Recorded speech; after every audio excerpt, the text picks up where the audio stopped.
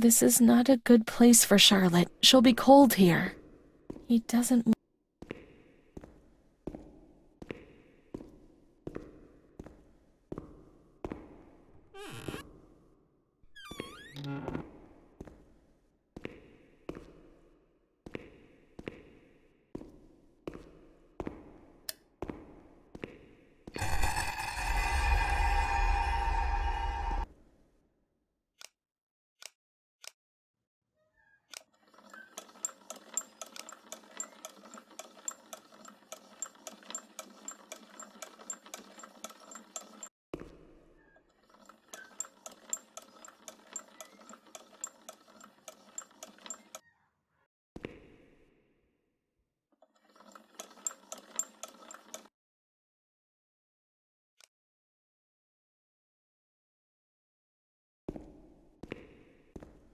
This is not a good place for Charlotte. She'll be cold here.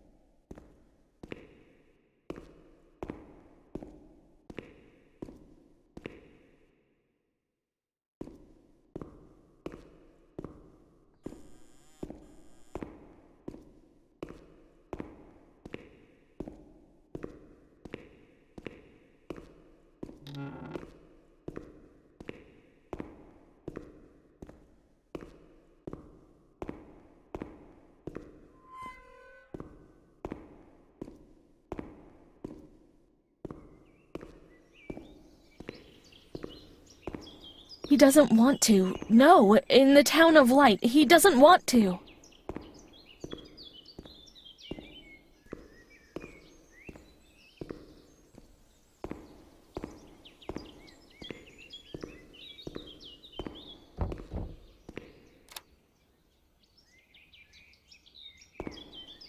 He'll get angry. He'll certainly get angry.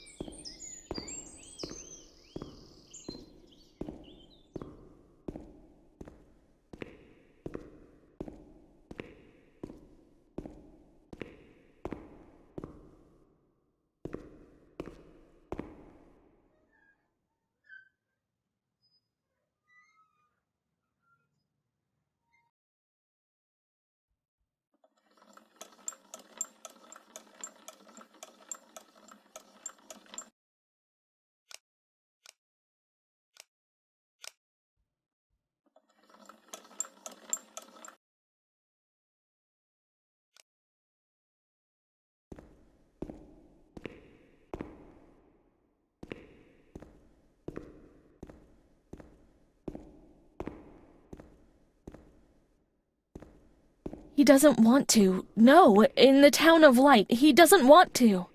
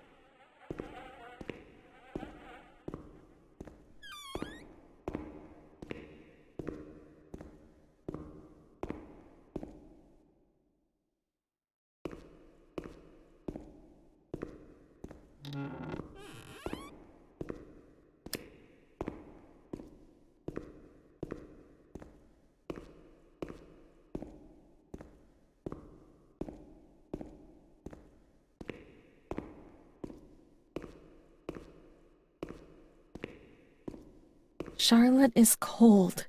Let's find her a warm place.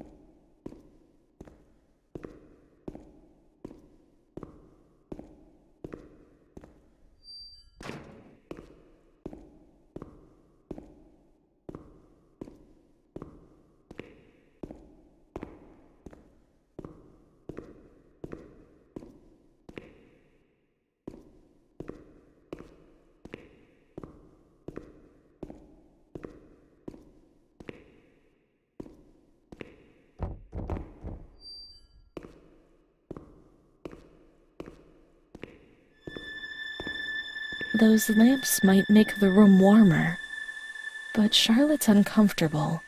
She doesn't feel well.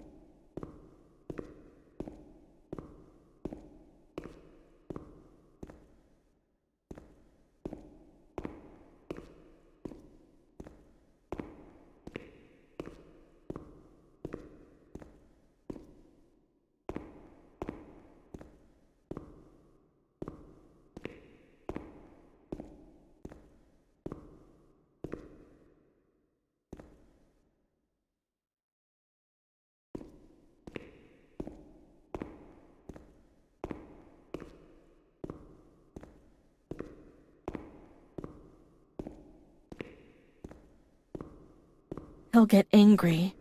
He'll certainly get angry.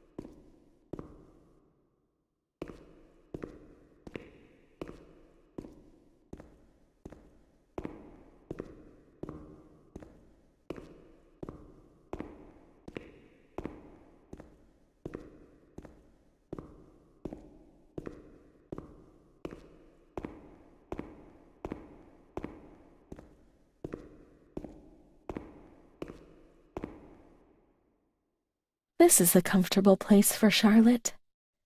But it's cold. No, no, it's cold. Don't shiver, Charlotte.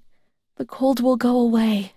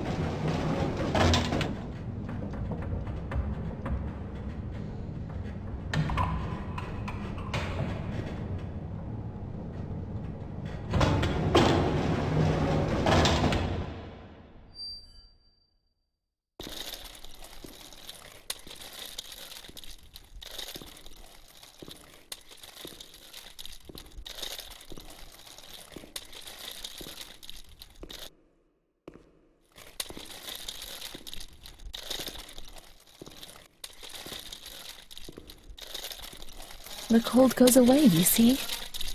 The light, warmth. We can do it. The cold goes away. It's not forbidden. Now we can go to that ward where everything started. It all began in the observation ward on the ground floor.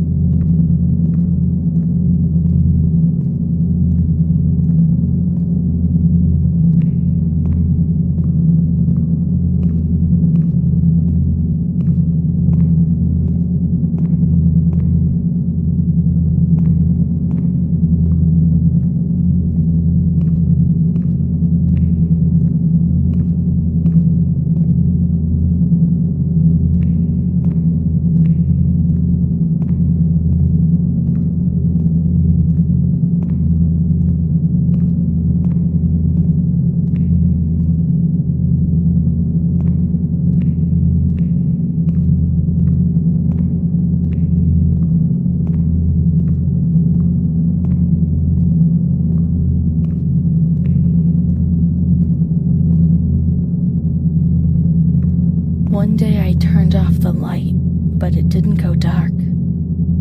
It was a limitless immensity, a blinding, merciless light. I was 16 and I was afraid, always afraid, a fear that wore me down. I needed help, but I could not speak. Everything terrified me, even thinking.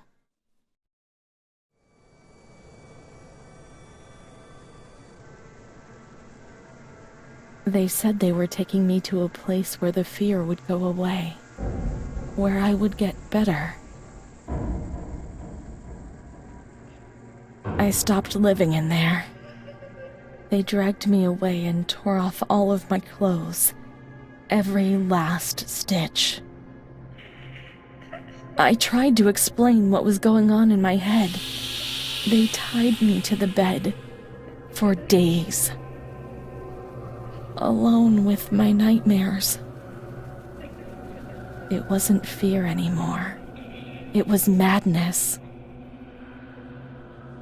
And when you're mad, you cease to exist.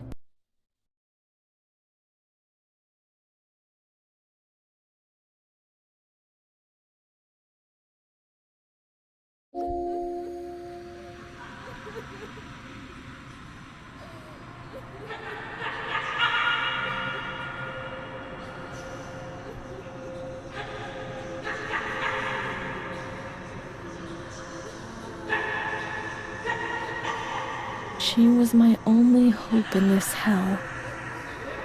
I was falling down amongst the damned, but that woman and her smile kept me alive.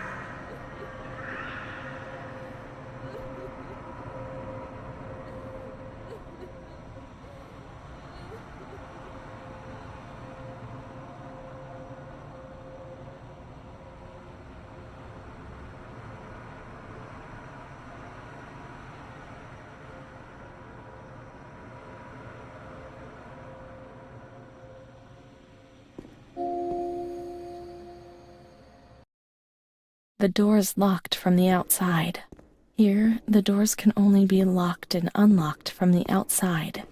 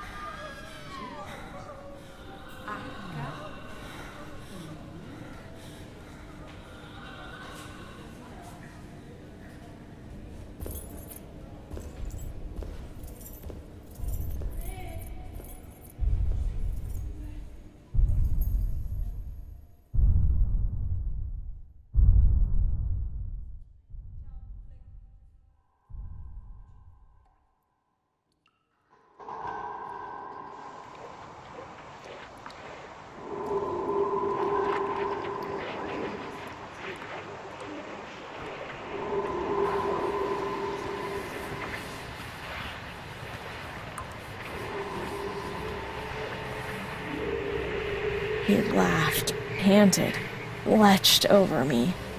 It hurt when he touched me. I thought I'd split apart suddenly with a loud thud, shattered into pieces. I felt fragile, sick, dirty, filthy. All I could do was clutch Charlotte tightly while Renée obeyed. He was the boss in the realm of light. I was devoured by the evil I had done. I threw up and could feel hell getting closer and closer. My God, those medical examinations. The doctors said there was something inside me, which they would have dragged out of me. My God.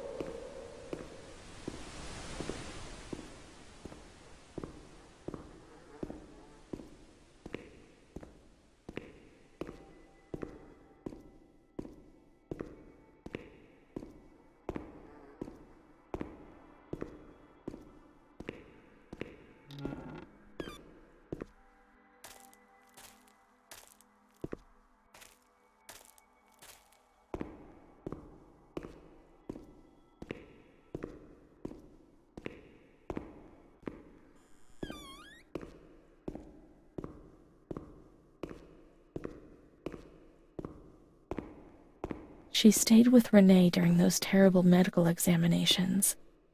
That's what gave her the strength to survive.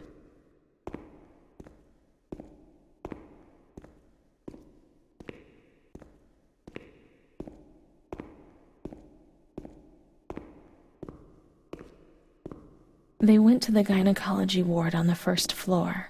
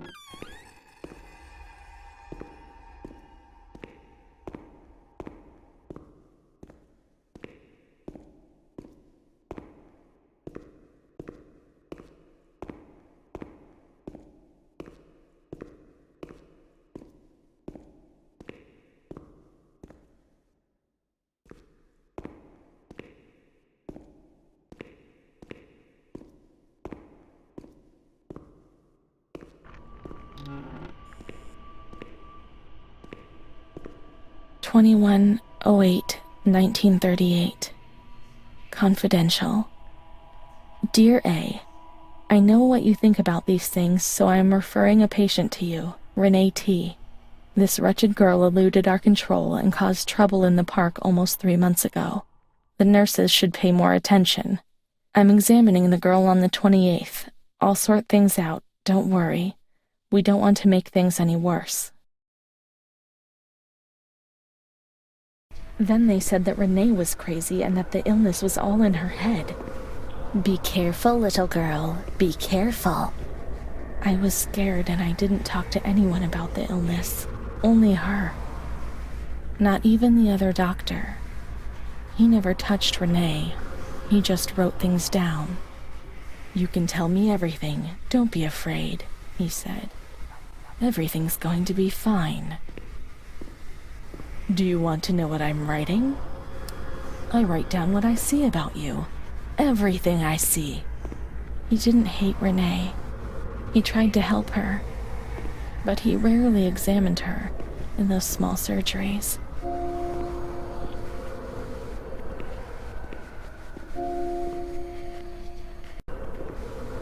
The doctor who wrote things down was in surgery C.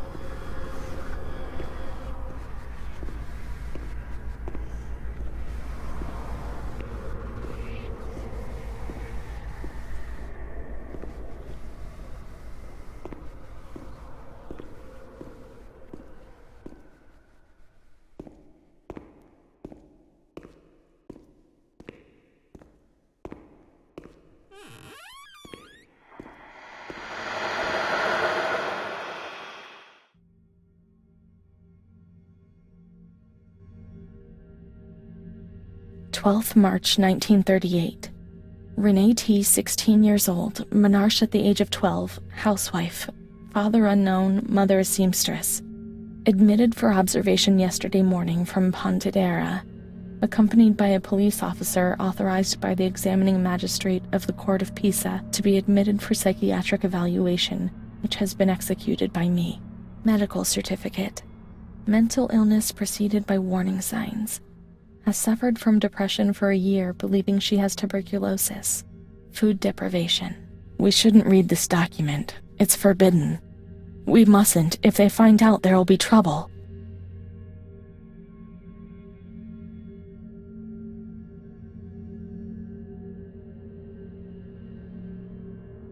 We should look for Amara. We must hurry.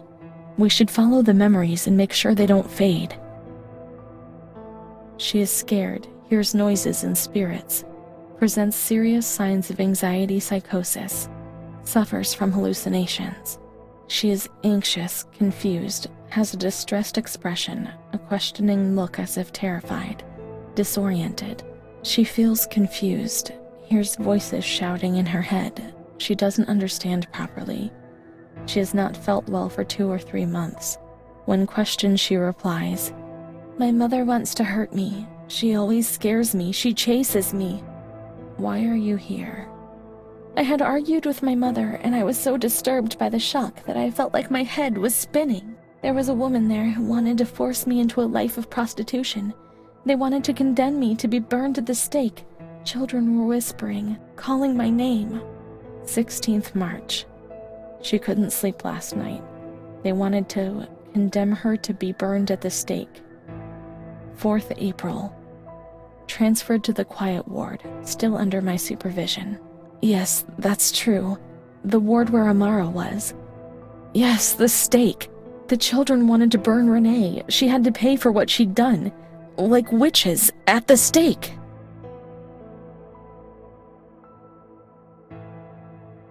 I don't know what was reality. I never did. I've known many different realities. Maybe too many. As soon as you move, everything changes its appearance and meaning.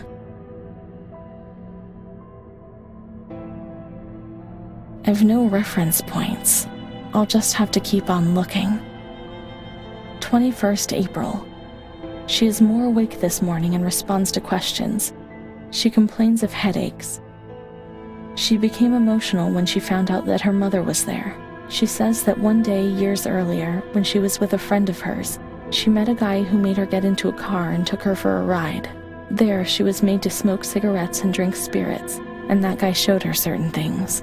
He tried to hurt her and made her go crazy. She says that he promised to marry her and made her swear to keep it a secret. These details were roughly confirmed by her mother. After that, she became domineering, impatient, and hostile to her family, especially her mother. She started taking off her clothes in public, going from laughter to tears without warning. She rants, masturbates. It's not true. Renée hostile? It's all made up. They wanted to make her into something she wasn't. That way, certain things would have been forgotten. Renée was the bad one. Maybe I'm starting to understand. That's enough of reading lies. Let's look for Amara.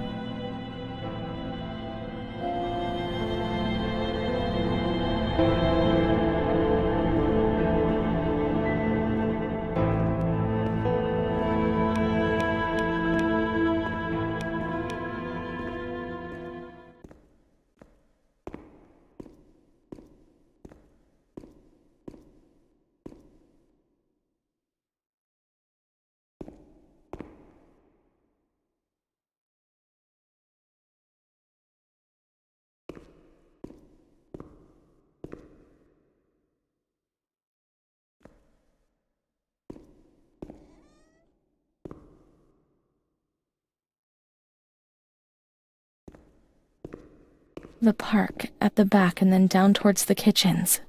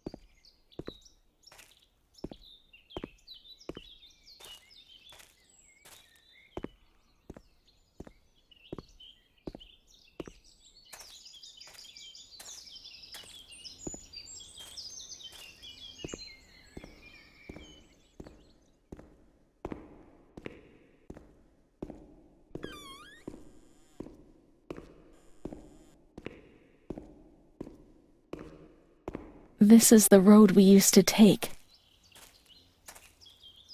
If she hadn't been there, in the park on that bench in spring for all those days, it was like escaping nature. She talked and smiled. And then there were the kitchens. Sometimes we stole something to eat and went straight back to the bench to eat it in secret, and we laughed.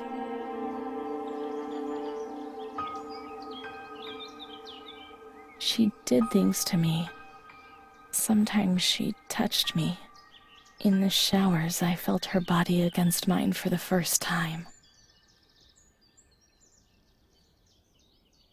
It was a shiver that warmed my soul. Eyes closed, the light slipped away.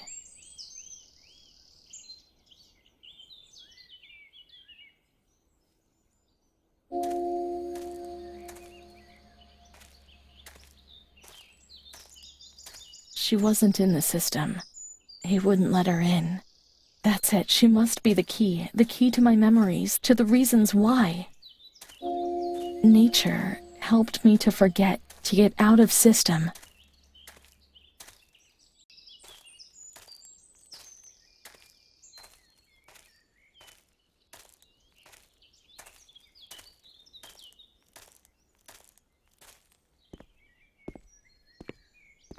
The scent of spring. The land of light was far away, and we spent the days chatting, seated on the stone benches.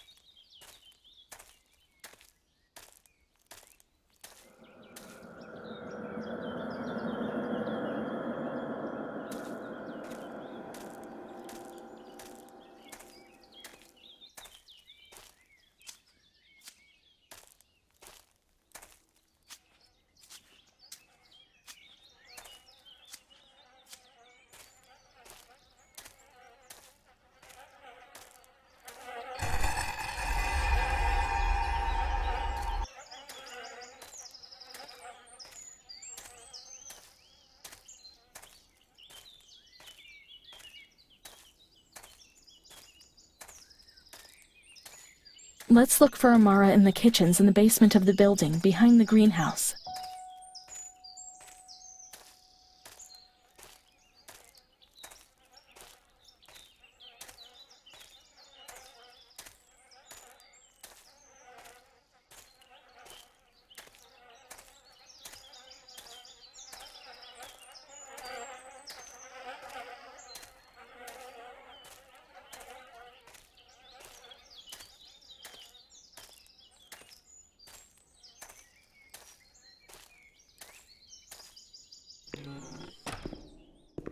Come on, let's search everywhere. She must be here, without a doubt.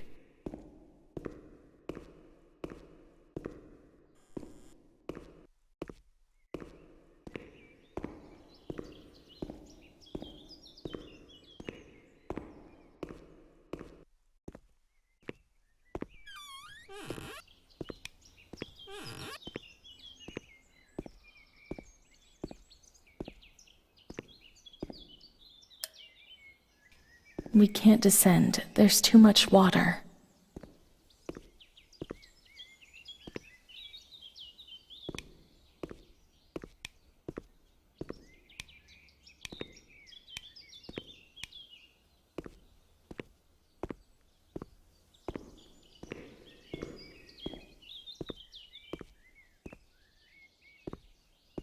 Adele, that little girl has been there, motionless in front of the kitchens for hours.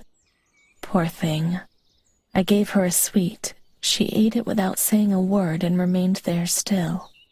I don't think she's well. We used to see her now and again. Now she's always there. I'm off. The doctor's not here. He'll be here in the afternoon. Try and speak to him. Poor thing. Lost in her dreams. She was only a little girl. But nobody gave her a cuddle. On the contrary, they punished her. They said she was ill. Her dreams were bothersome. Even her dreams weren't hers anymore. I need her. But we will find her. We'll find her, won't we? When the water in the shower was cold, we ran away. But when it was hot, then she came to Renée, under that cruel white light. I can still feel the shivers that her body gave me. It all has to go back to how it was. If we recreate that magic, she'll come to us.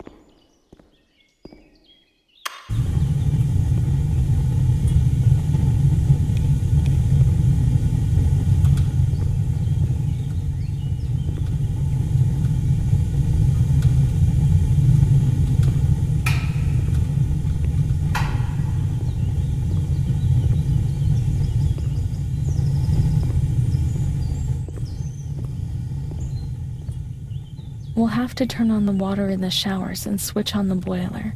The plumbing equipment was all situated in the kitchen zone.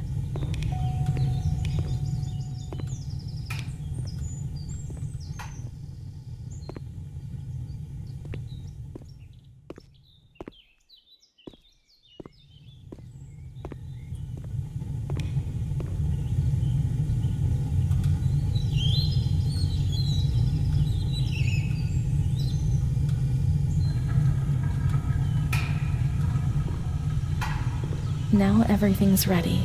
We can go to the showers. We can go along that narrow corridor in the kitchens. We'll meet her in the showers.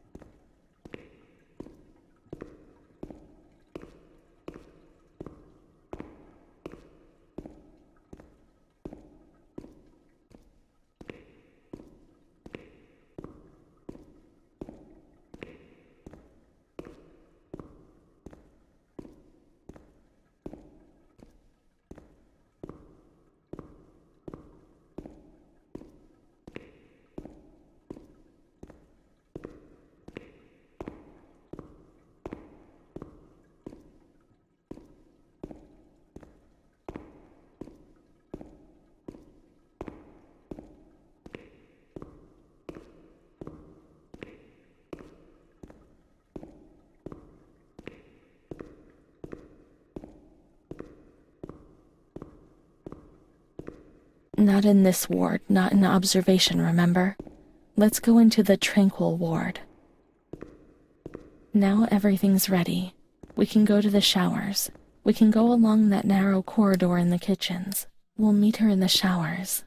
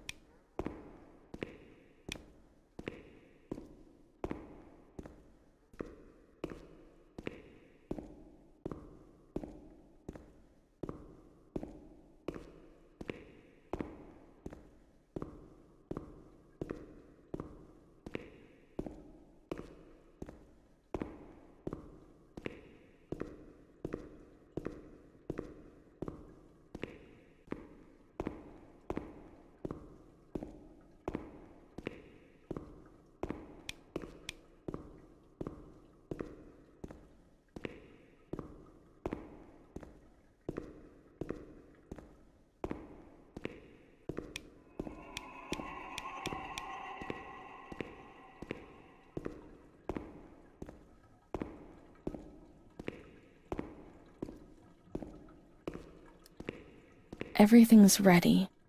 Let's strip off and leave our clothes on the hooks in the changing room.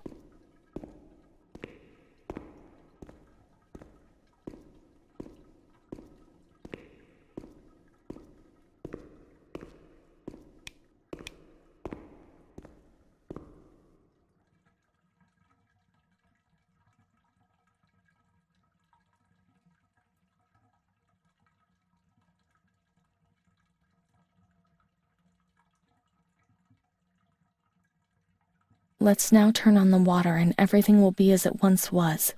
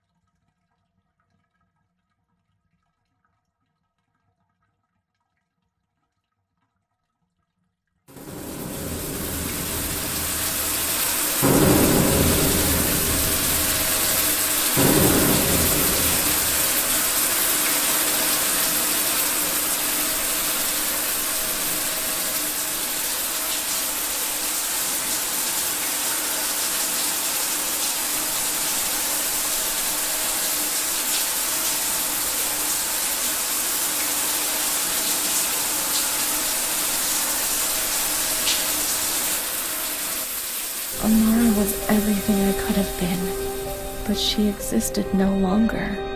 I should have liked to cancel everything I used to do, and instead, I always did it again.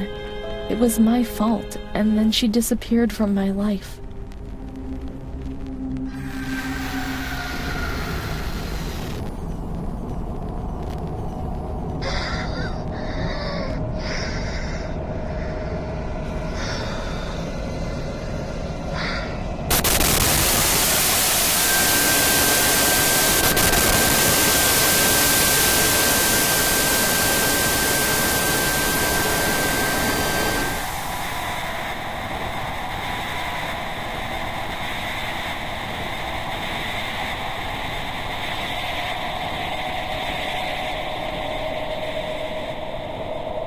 There they gave you those injections which made your body and soul tremble violently.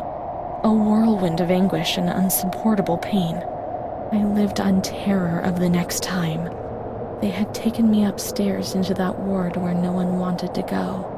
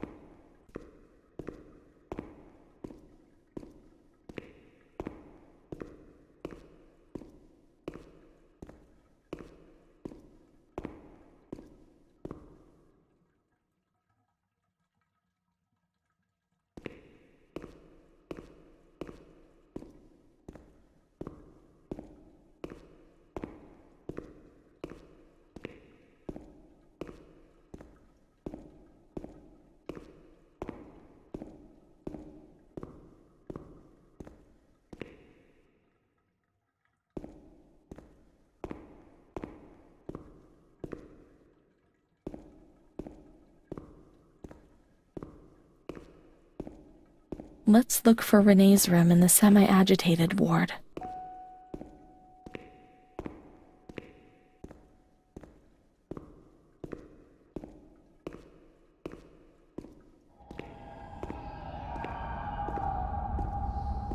When there was too much chaos, they closed all the windows and the door. They switched off the lights and it was pitch black. Some people fell asleep. Some others stopped seeing their demons and things became more peaceful.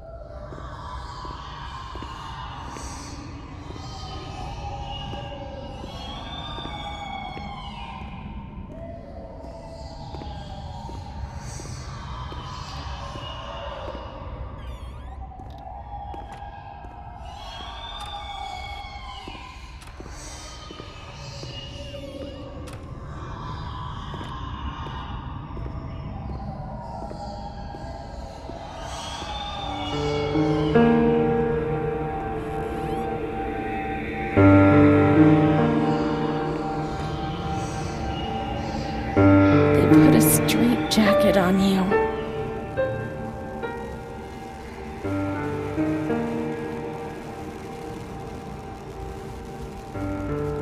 They gave you a cold shower.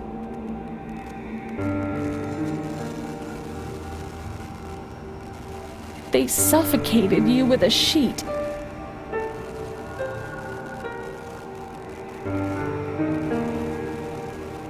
They tied you to the bed. They tied me to the bed. A woman died next to me, suffocated by her own vomit. She was tied down because she wouldn't stop masturbating. I remember her death rattle. I screamed, but nobody came. Everybody screamed in there. The whole lot of them. It was then that I saw that doll, which wasn't Charlotte. No, she wasn't Charlotte.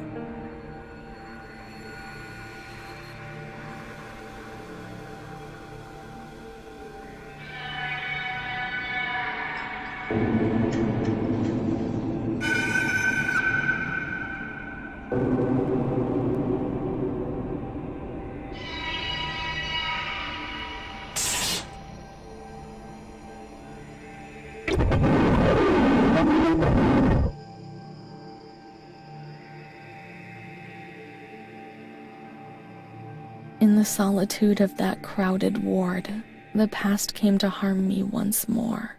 He brought it with him. I would never have expected to see him. He had come there to remind me who I was. That's what my mother used to do. That's what I had done. It seems that my life in here is a repetition of what it was out of here. The doll, the fear, the shame. I should have liked to cancel everything I used to do, and instead I did it again, repeatedly.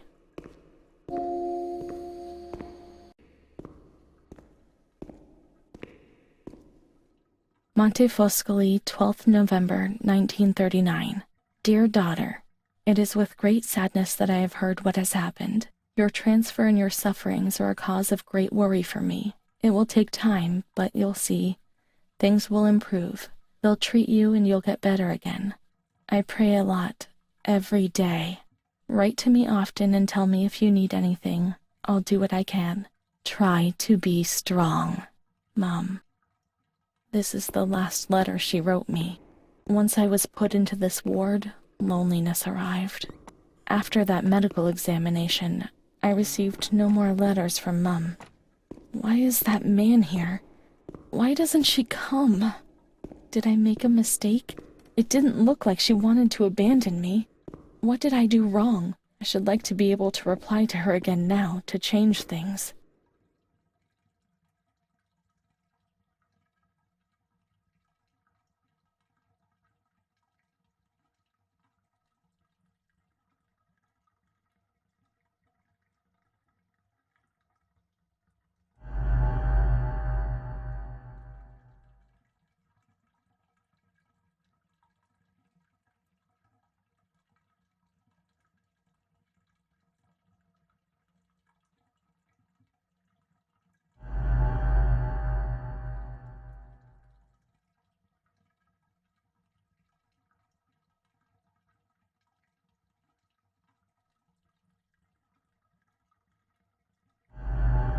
Perhaps she would have listened to me.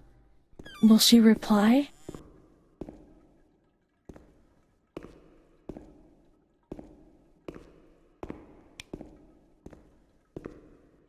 The letters were sent to the archive. It was their job to send them.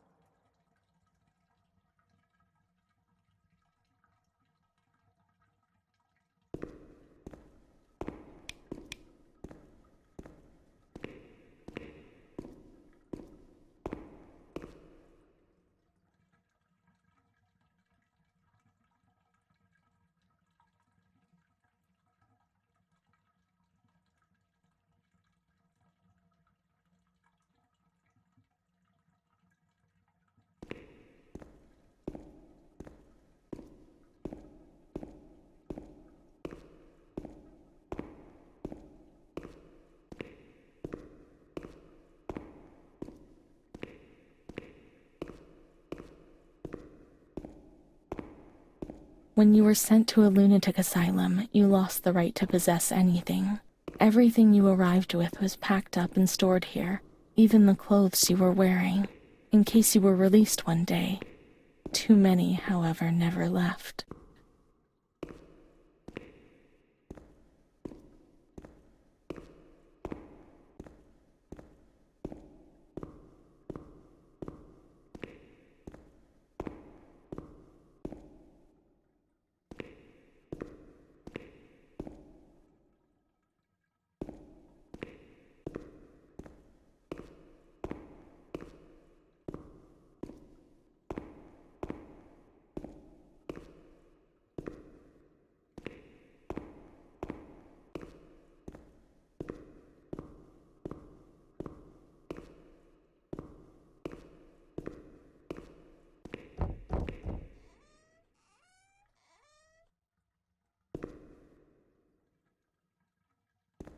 There must be a file with my name in the filing cabinet, somewhere here.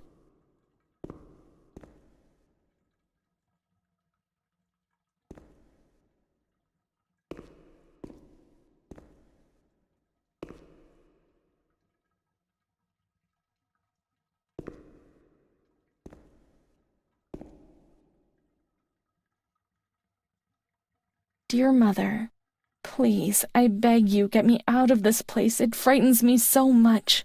You were right. I know I was wrong. I realize I'm so ashamed. If you only knew how much. But now I'll behave well. Sure, now things will be fine. I'll work hard. I'll be very good. Your daughter, Renee. This letter. It was Renee's letter, just like when it was written, but it was never sent. Why? Why did a thing like that happen? I've received your letter, Mum. You tell me to be patient and strong, while I only have fear and pain, and you no longer write to me. If only these lines could be my soul and tell you what's happening to me. The kids want to kill me. They all look the other way, and they tell me what I must do. I don't understand. She helps me, but what have they done to her? Can you tell me? Will you help me? Renee.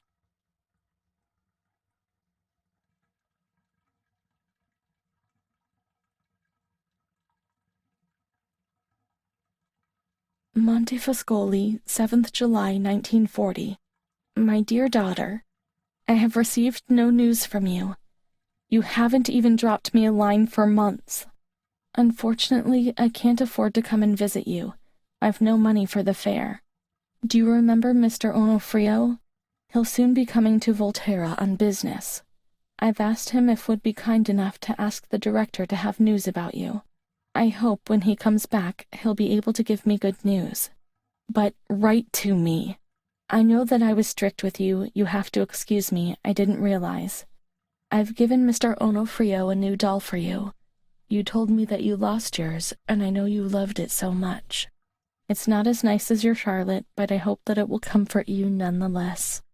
Keep your chin up, daughter. Things will be fine. You'll see. Mom.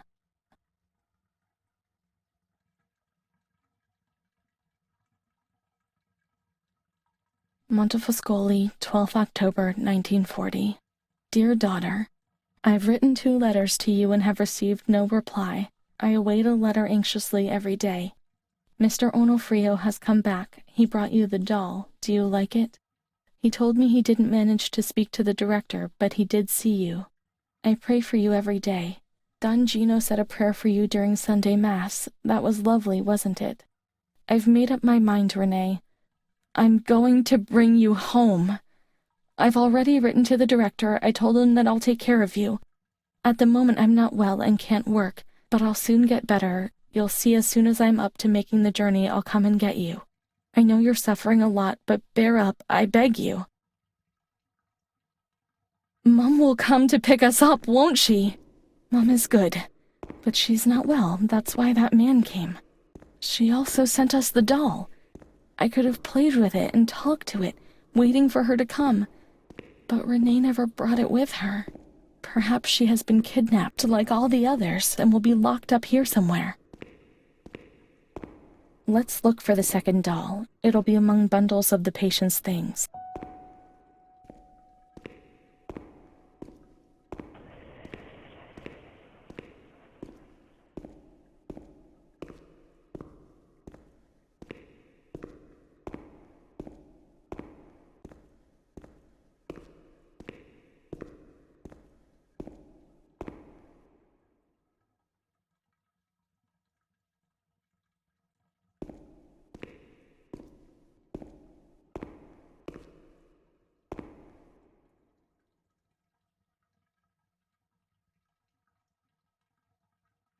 Now we can open the bundle on that table in front of the window. See, Mom was good. I was bad. Mom was worried about Renee and Charlotte. I abandoned Charlotte. We've abandoned her.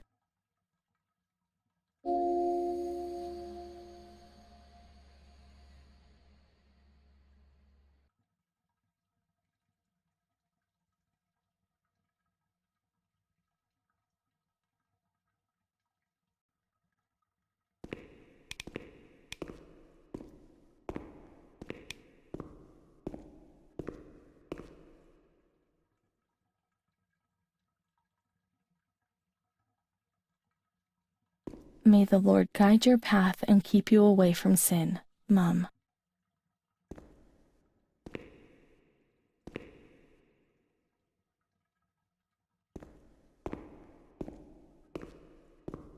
Let's look for Charlotte. We have abandoned her. She will always remain where we abandoned her, beneath the hot lights.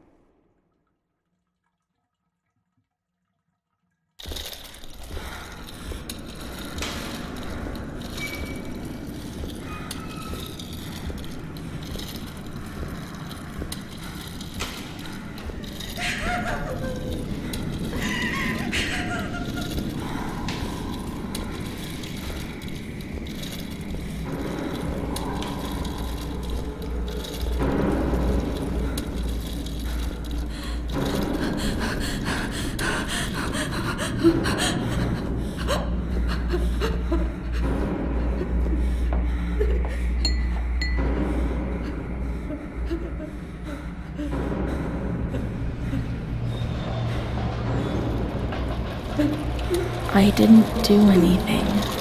I only obeyed orders. Leave us on away. I didn't do this now. I only obeyed orders. Leave us alone. I didn't do anything. I only obeyed orders. Mom will come and get us now. I didn't do anything. I only obeyed orders. Even though we're bad. Mom won't leave us alone. I didn't do anything. Charlotte gone away. I only obeyed orders. Mom will come and get us now. She loves us, even though we're bad. I didn't do anything. I only obeyed orders.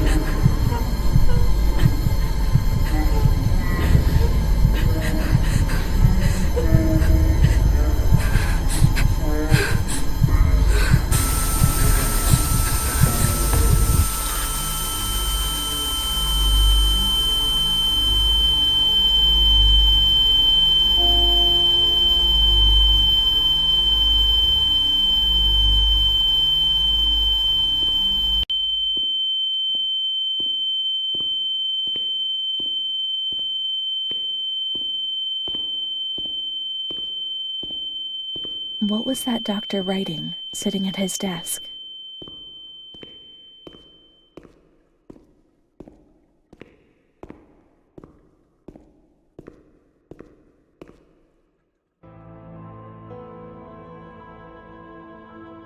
September 1938. The patient frequently indulges in recriminations expressed in an explosive tone of voice. This morning she threw away the milk, saying it was full of urine, spittle, and all the other filth. Crazed, she hears voices. They order her about. She says she heard children singing. They were imprisoned in a school. 20th January 1939. Mutistic, groggy, pays no attention to anything. When questioned and stimulated, she starts crying and weeping. At other times, she laughs. 1st June. Apathetic, eats very little. She refuses to be touched. Doesn't respond. Passes her time in the park. The cooks report that she sits on a bench in front of the kitchens. 14 October. Impulsive once again. This morning she asked for 2 eggs to make zabaione, but the moment she was given them, she threw them away. Excited, uproarious, slightly confused, she strips off. 8th December. Tied to bed for 15 days. High-spirited, tends to make witty comments and use vulgar words, laughs hysterically, masturbates. The nurses report that about 2 weeks ago she remained in the showers on her own and didn't want to leave. They report that when they took her away, she swore at them and then hit out at them and bit them. 2 nurses had to be treated for their injuries. Since then, they've kept her tied to the bed. Transferred to the semi-agitated ward, from the care of Dr. B to the care of Dr. C. I was with Amara in the showers. My memories terrify me. They're not real, are they?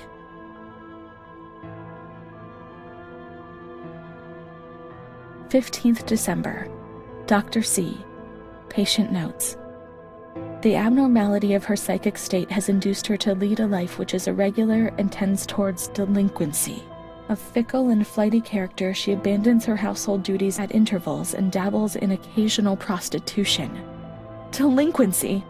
Maybe I answered someone back rudely. Yeah, at times they get on my nerves, but delinquency? And the prostitution? No, why? Why say a thing like that? The old doctor tried to understand, but this one just brands you without even understanding, or even trying to understand. Her mental deficiency makes her deaf to the reprimands of her family. She has shown suicidal tendencies. She was brought to the ward yesterday, agitated and vociferous, treated with cortisol, 2 injections a week for 5 weeks. The therapies remove the light for a short while, but also all will, desire, and hope.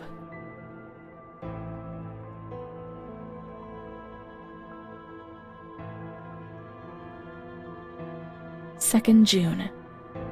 After a long period of calm and improvement, the patient is very agitated today and vehemently refuses to submit to a gynecological examination. She swore and cursed those who generated her, flailing her arms and hitting out. The patient, according to reports by Dr. B, has been subjected to periodic checkups since she had a spontaneous abortion about 2 years ago in her 3rd month of pregnancy. Conception occurred after she had sexual intercourse with a stranger who sneaked into the hospital park. As detailed in the charges filed at police headquarters in Volterra, a copy of which is attached to these clinical notes.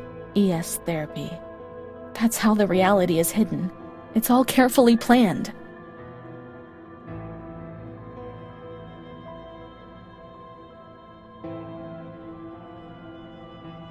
June 13th. The nurses report that after having received her mother's letter, she fell into a state of great mental confusion. She threw her soup over another inmate because she was very anxious, and she punched a nurse. Impulsive, lashes about her. She rails against the doctor in vulgar terms while he is examining her, lashes out and spits. Block all correspondence so as not to give the patient further reasons to become agitated. 20th August, tied to bed.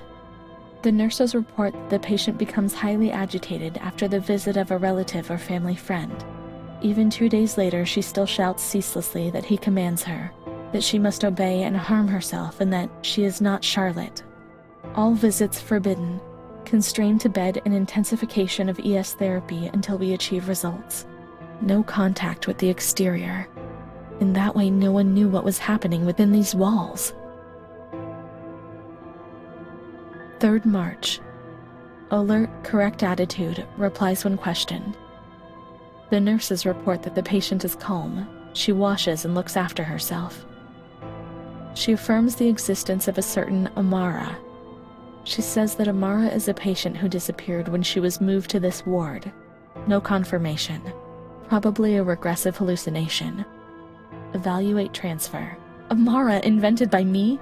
That's not possible. She was there. I know she was there. I feel it. She must have left traces somewhere. We can try to find her medical records in the archive where the letters from her mother were filed.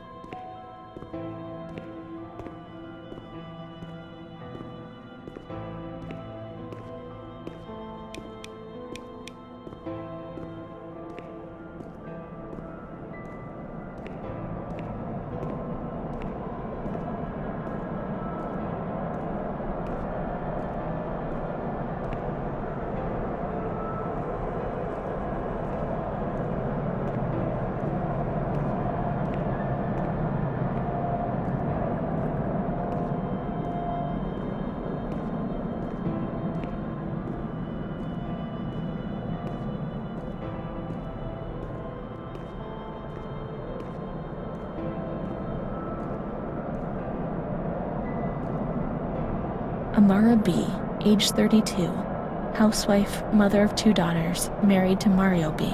So Amara exists then, yet she had no children. She wasn't married, but that photo, it's her. 3rd June 1936, admitted yesterday. She shows signs of improvement. 10th June, jolly, calm, tranquil, she behaves well. Keeps herself tidy and clean. Discharged 8th June. 28th April 1937. Arrives, brought by her husband, in an anxious and nervous state. Has difficulty speaking, trembles. Discharged 14th May. 8th March 1938. A few days before Renée was admitted, she told me that she had also been admitted shortly before. Arrived yesterday in a febrile state. Discharged 14th March. She didn't leave. Certainly not after so few days, no. June 22nd, 1939. Readmitted. Once more the patient shows rapid improvement. Discharged 2nd July. 1st August, 1941. Umpteenth admission due to agitation. Discharged 27th August. She came and went, stayed there only for short periods. But I remember her always with me. What's happening? 4th March, 1942. Here once more, the same situation. 8th March. Compared with previous admissions, the patient seems depressed even after a few days, although she bears herself well and is attentive. Discharged 25th March. 2nd April. The patient is distracted and apathetic. Her husband brought her because she doesn't eat, doctor. Sleeps all the time. I'm so worried, doctor. You know her. You can help her. 6th April. Tuberculosis. Patient transferred to Marigliano Pavilion in isolation. 3rd May 1942. Death due to tuberculosis, about 8:30. Is Amara dead? Poor dear friend, I wasn't even able to say goodbye to you. Enclosed is a manuscript written by the patient, probably delirium. I'm dying, I know it. I'm losing lots of blood, also internally. It's strange, since I came back in here I can't think of anything other than that little girl with her sad eyes, her desperation. I only saw her for a short time, true, but she remains in my heart. Will she still be here? I hope to God not. I hope she's better and her mother's taken her home. My memories don't correspond. What's the point of this? Perhaps my memory is deceiving me. The things are not as I remember, as I see them. But she said she liked me. Really, I can't understand it. I just want to say goodbye to her for the last time. I never even said goodbye to her.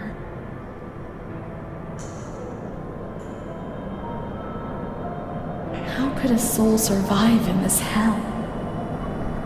I wish to feel things again. Pain, passion. Once again feel the tears wetting my face. Remember to have lived.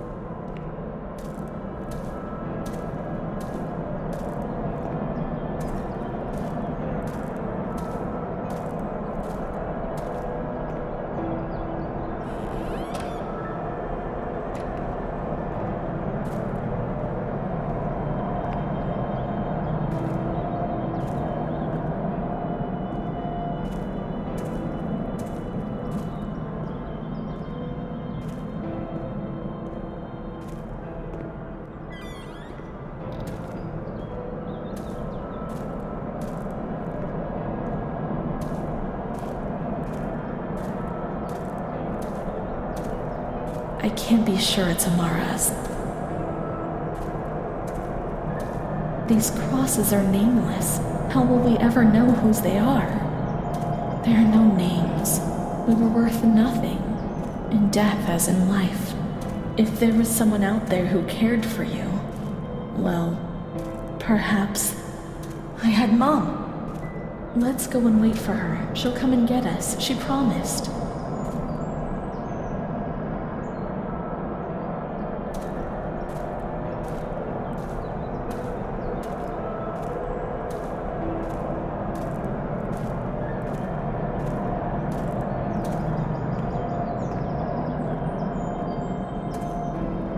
Let's wait for Mom in the waiting room.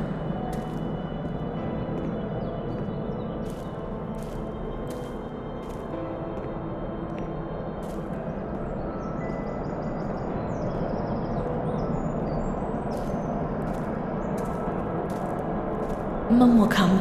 She'll come. She promised and will come to get us. She'll take us home. Now I understand. I won't misbehave anymore. I won't misbehave again, Mom. Don't leave me here, please.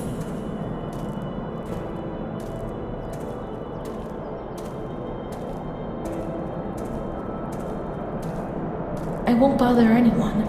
I'll be quiet in my corner.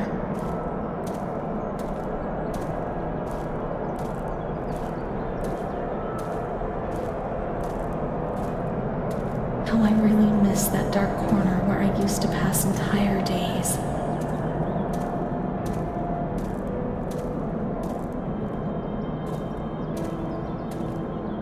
I'll stay there like a good little girl, but take me away from this place.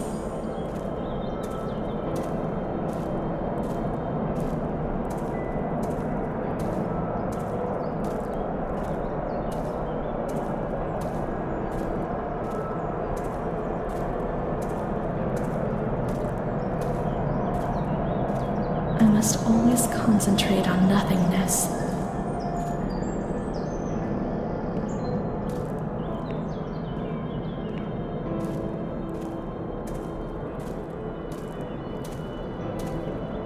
Otherwise, I get confused and I'm afraid I won't be able to find my way back.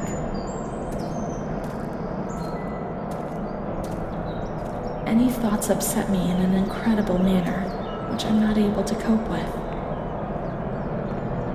I'm afraid of myself, of what I might do when I get confused and don't remember.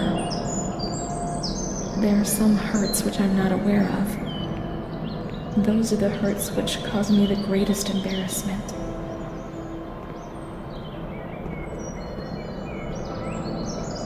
I only wish I could close myself away in a shell, in my little corner.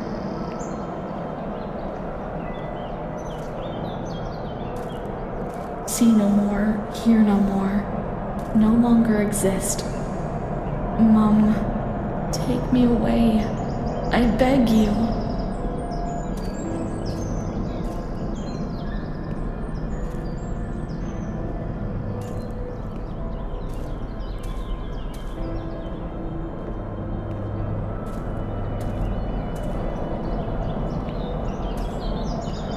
What if she's already been?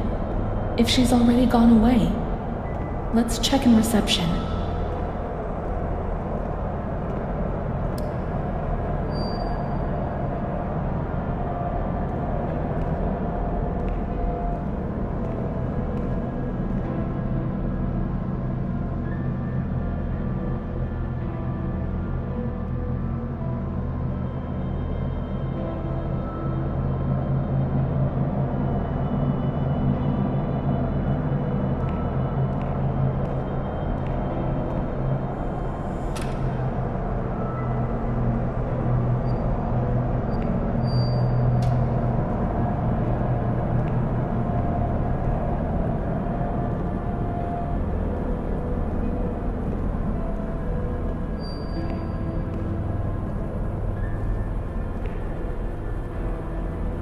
Miss, please send the following telegram to Ada T.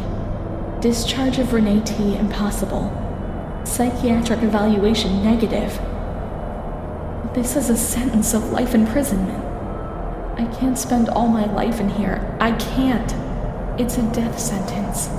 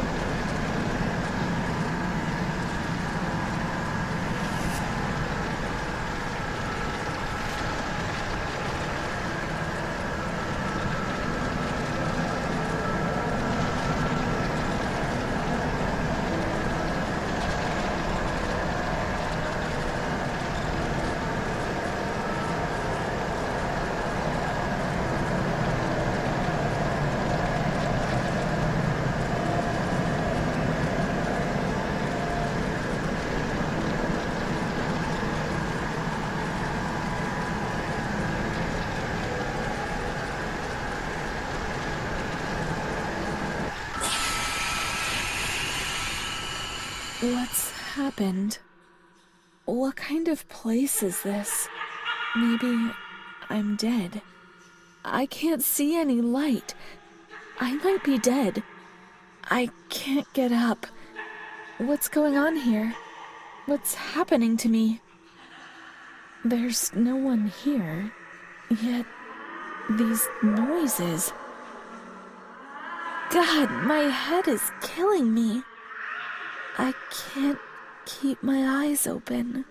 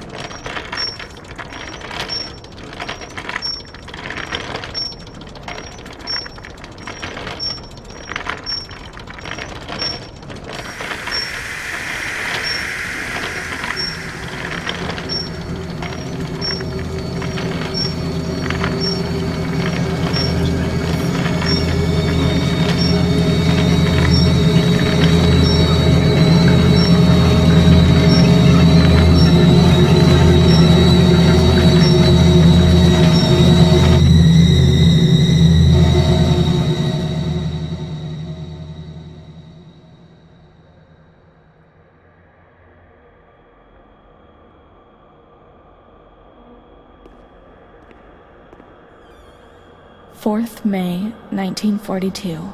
In the past, the patient had expressed suicidal intentions, never carrying out her intentions. Yesterday, she injured herself badly, stabbing herself in the stomach with sharp, pointed scissors. Sedated, restrained, and transferred to a restraining cell. 10th May. Transferred to the agitated ward for observation. Isolation, insulin shock therapy. 25th September. Positive response to treatment. She replies to questions and remembers what happened, but doesn't want to give explanations. She claims to have memory lapses, entire days about which she remembers nothing. She appears to be anxious and seeks reassurance. She fears to have done monstrous things in the periods about which she has no memory.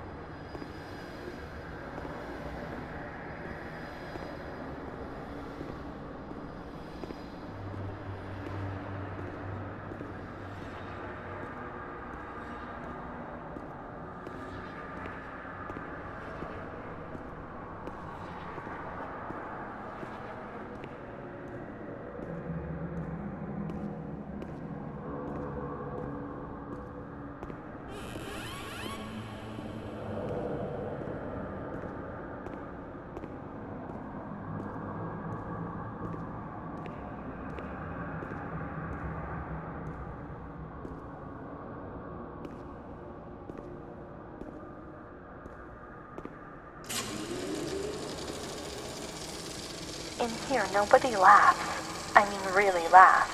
Not those crazy fools who laugh because people say they are mad. I don't know why, because they do really laugh. They say that I'm mad too, but I never feel like laughing. In the past, people laughed at me, but they were right, you know? You can't always tell when people laugh at me.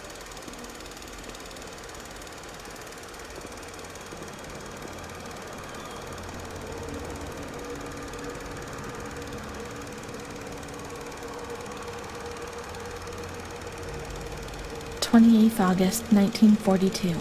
We hereby communicate the death of Ada T., mother of Renée T., a patient in your institution. No known relative. Sincerely yours, Onofrio P. I've nobody left in the world. Nobody at all. Solitude is very strange. It muffles everything, slows it down.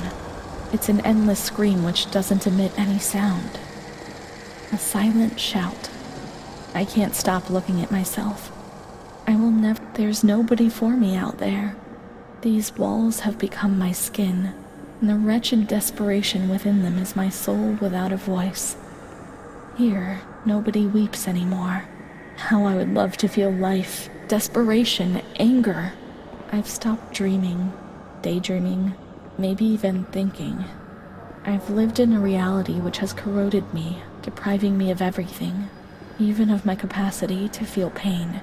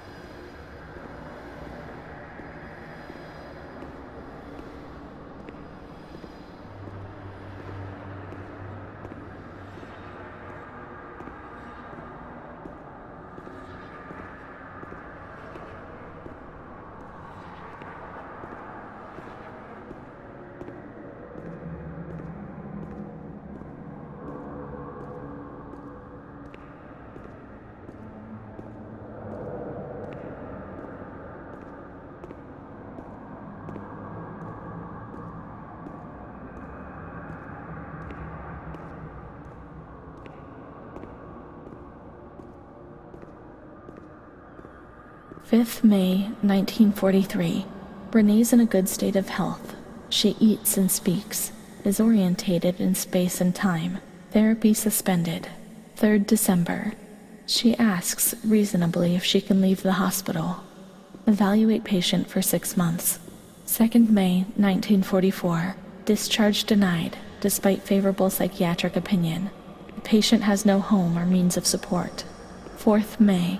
The reasons why discharge is impossible are explained, and in this manner Renée learns of her mother's death 2 years after the fact. 5th May. During the night she tried to kill herself by hanging herself with a sheet, saved by the nurses. Restrained to her bed, she once more tries to kill herself by suffocation. It is decided to perform a transorbital lobotomy.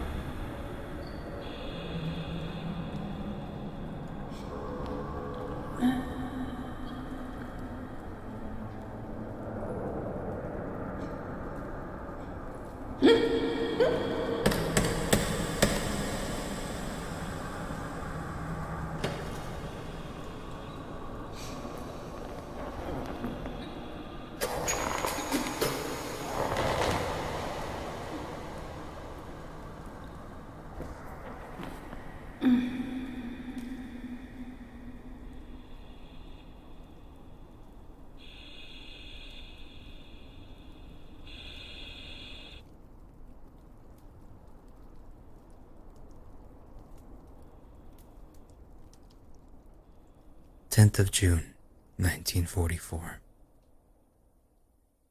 Operation successful. Patient tranquil and collaborative. Motor coordination capacity reduced, but she's improving. Transferred to the tranquil department in the care of Dr. B. 25th of October. Continues to talk about Amara and her doll, Charlotte. The disturbances of motor capacity show slight signs of improvement. Difficulty walking, not capable of riding, and the nurses report that they have to help her dress, wash, and feed herself. In the summer of 1944, Renée was transferred back into my department. Aware of little, indifferent, hardly ever spoke. One day, she said, "When I find the courage to look at myself in the mirror, I see a young face which is aged and looks at me full of fear." She is a woman now who has changed profoundly compared to the girl that I had under my care several years ago. Only the sadness of her gaze and her intelligence are unchanged. She's so young, just 23 years old, but is lacking all vitality. Perhaps her condition may improve. Probably not. Her life has been thrown away. And nobody did a thing to try to